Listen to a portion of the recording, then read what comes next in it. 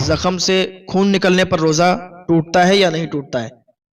زخم سے خون نکلنے پر روزہ نہیں ٹوٹتا ہے۔ میں داڑھی پر مہندی لگانا جائز ہے یا ناجائز ہے؟ روزے کی حالت میں داڑھی پر آپ مہندی لگا سکتے ہیں، کوئی حرج نہیں ہے، جائز ہے۔ بغیر سحری روزہ رکھ سکتے ہیں یا نہیں؟ رکھ سکتے ہیں، بغیر سحری اگر آپ روزہ رکھ رہے ہیں تو کوئی حرج نہیں ہے۔ روزے کی نیت زبان سے کرنا ضروری ہے یا نہیں؟ روزے کی نیت یا نماز کی نیت زبان سے کرنا ضروری نہیں ہے، کر لیں گے تو بہتر ہے، اور نہیں کر لیں گے تب بھی کوئی بات نہیں ہے، کیونکہ نیت جو ہے نا دل کے ارادے کا نام ہے۔ دل میں ارادہ ہے کہ یہ چیز کر رہے ہیں تو وہ نیت ہو جاتی ہے۔ افطار کی دعا افطار سے پہلے کرنا چاہیے یا بعد میں کرنا چاہیے؟ افطار کی دعا جو ہوتی ہے نا وہ افطار کے بعد کرنی چاہیے۔ روزے میں سگریٹ پینے سے روزہ ٹوٹ جائے گا یا نہیں؟ بالکل ٹوٹ جائے گا۔ روزے میں سگریٹ ہے، بیڑی ہے یا تمباکو وغیرہ کھانے سے روزہ ٹوٹ جائے گا۔ تھوک نگلنے سے روزہ ٹوٹتا ہے یا نہیں ٹوٹتا ہے؟ تھوک نگلنے سے روزہ نہیں ٹوٹتا ہے۔ آواز سے اگر کسی کی ریح خارج ہوئی تو اس کا وضو ٹوٹ گیا یا نہیں؟ یہ مسئلہ بہت سمجھنے کا ہے، یہ کئی لوگوں نے پوچھا ہے۔ دیکھیں، اگر ریح تیز آواز سے خارج ہوئی یا ہلکی آواز سے خارج ہوئی، یہ شرم والے مسئلے نہیں ہوتے ہیں، ان میں شرم نہیں کرنی چاہیے۔ اگر ان میں شرم کر دی تو آپ کی جتنی نمازیں ہو رہی ہیں سب آپ کی نمازیں بیکار چلی جائیں گی۔ مسئلے میں نے پہلے ہی بتایا شرم نہیں کرنی چاہیے۔ اگر تیز آواز سے ریح خارج ہوئی تب بھی وضو ٹوٹ جائے گا، ہلکی آواز سے ریح خارج ہوئی تب بھی وضو ٹوٹ جائے گا۔ خرج من السبیلین سے وضو ٹوٹ جاتا ہے۔ ان مسئلوں میں شرم نہیں کرنی چاہیے، فوراً اگر معلوم نہیں ہے تو پوچھنا چاہیے۔ کتا کپڑوں سے اگر ٹچ ہو گیا، کتا کپڑوں سے اگر چھو گیا تو کپڑے ناپاک ہو جائیں گے یا نہیں؟ کتا اگر سوکھا ہے اور کپڑوں سے ٹچ ہو گیا تو کپڑے ناپاک نہیں ہوں گے۔ ہاں، اگر کتے کا تھوک لگ گیا تو اگر جس کپڑے پر کتے کا تھوک لگ گیا تو وہ کپڑا ناپاک ہو جائے گا۔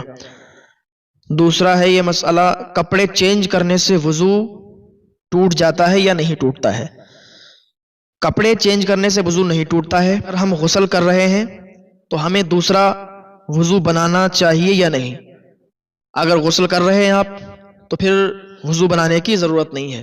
بہت سے لوگ کیا کرتے ہیں، غسل کر کے آتے ہیں، کپڑے وغیرہ پہن کے پھر جاتے ہیں وضو بنانے۔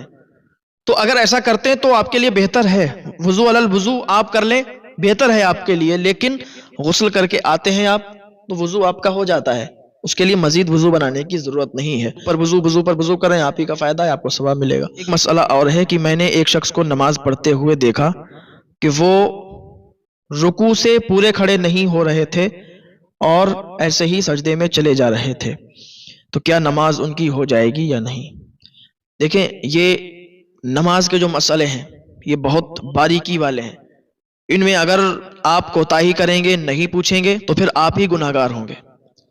نماز کا مسئلہ ہے، وضو کا مسئلہ ہے، غسل کا مسئلہ ہے، یہ روزمرہ کے مسائل ہیں نا، اپنے امام صاحب سے بھی آپ معلوم کر سکتے ہیں۔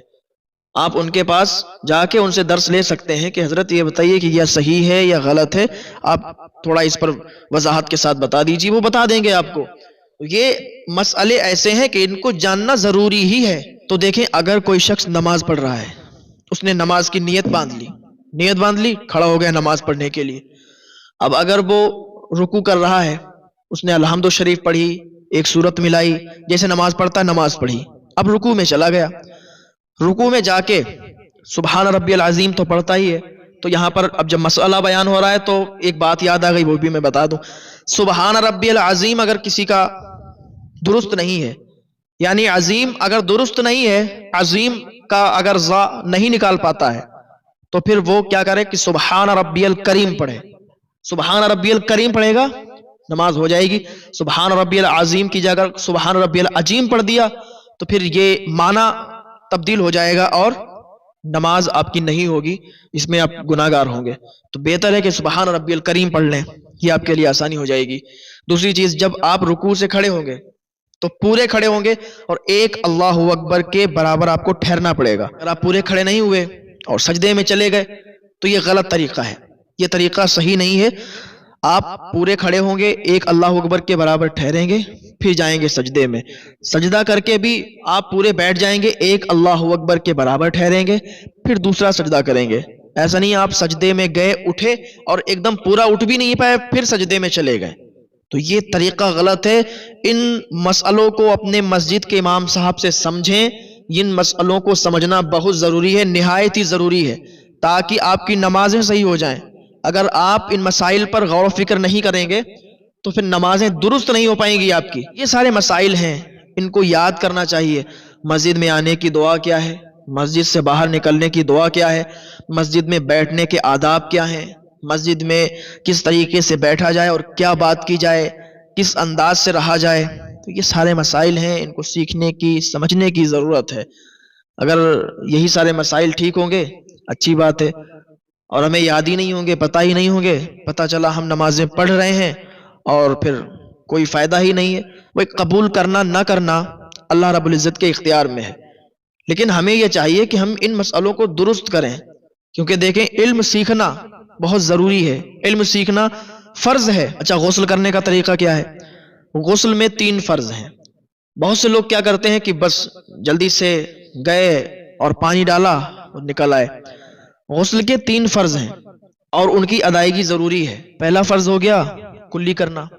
ٹھیک، بہتر طریقے سے آپ نے کلی کر لی، دانت وغیرہ میں انگلی ڈال کے صاف کر کے کلی کر لی.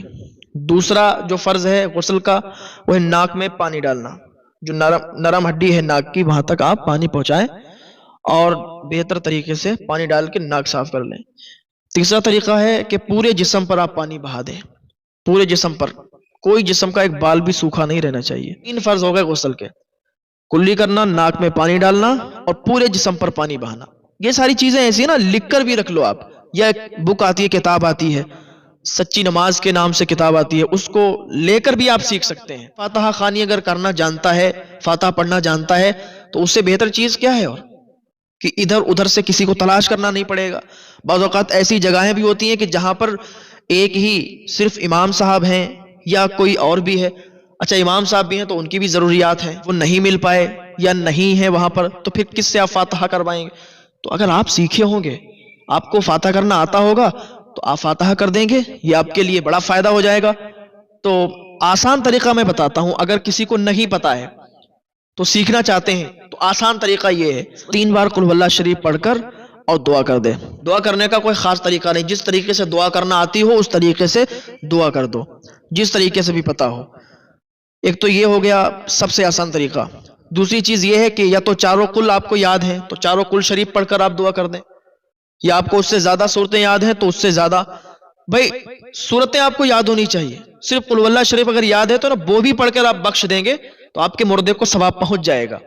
فاتحہ کرنے کا کوئی سخت طریقہ، کوئی کٹھن طریقہ نہیں ہے، بہت آسان طریقہ ہے. آپ آرام سے اس کو جو ہے یاد کر سکتے ہیں، پڑھ سکتے ہیں. تو یہ روزمرہ کے مسائل ہیں، ان پر تھوڑا نظر ڈالنا چاہیے اور ان کو یاد کرنا چاہیے. فاتحہ کرنا تو ہر انسان کو آنا ہی چاہیے، نماز پڑھنا ہر کسی کو آنا ہی چاہیے، غسل کرنا، وضو بنانا ہر کسی کو اچھی طریقے سے آنا ہی چاہیے. ٹھیک ہے، تو یہ